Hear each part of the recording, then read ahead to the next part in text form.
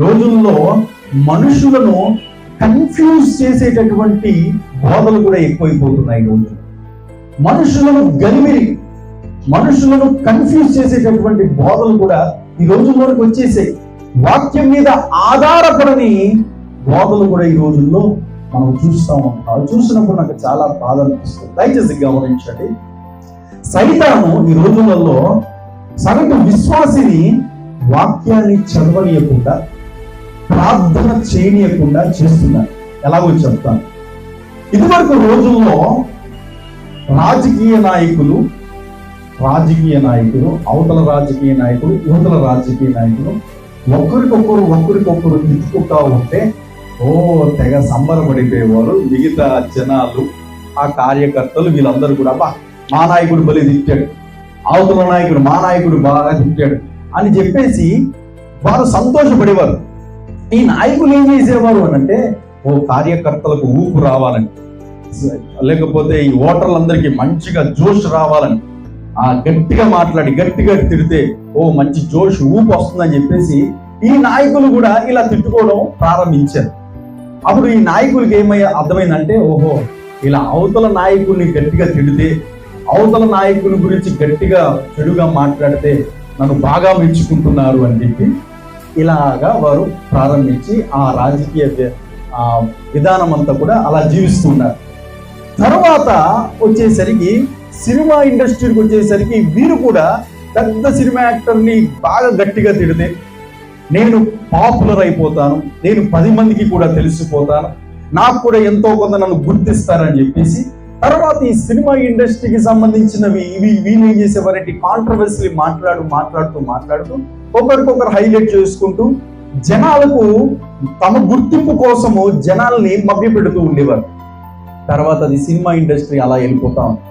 తర్వాత వచ్చేసరికి సెలబ్రిటీల గురించి కూడా మనం ఆలోచన చేసినట్లయితే ఈ సెలబ్రిటీల గురించి ఎక్కువగా మాట్లాడి చర్చిస్తూ ఉంటే జనాలకు బాగా ఎంటర్టైన్మెంట్ కలుగుతుందని చెప్పేసి పేరుగాంచిన సెలబ్రిటీలు, పేరుగాంచిన గొప్ప వ్యక్తుల గురించి తప్పుగా చెడుగా ఇలా మాట్లాడుతూ ఉంటే జనాలు బాగా వింటున్నారని చెప్పేసి ఇలాగా వారు కూడా జీవించడం ప్రారంభించారు.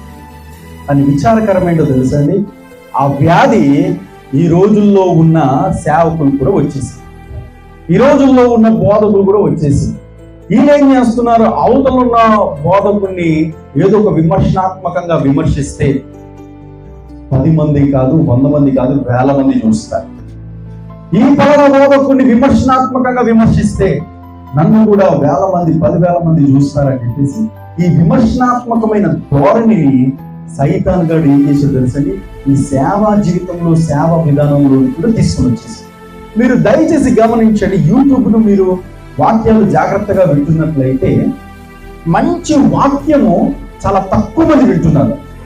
మంచి వాక్యము చాలా తక్కువ మంది వింటున్నారు, చూస్తున్నారు. వ్యూస్ మనం చూస్తే అర్థమవుతుంది.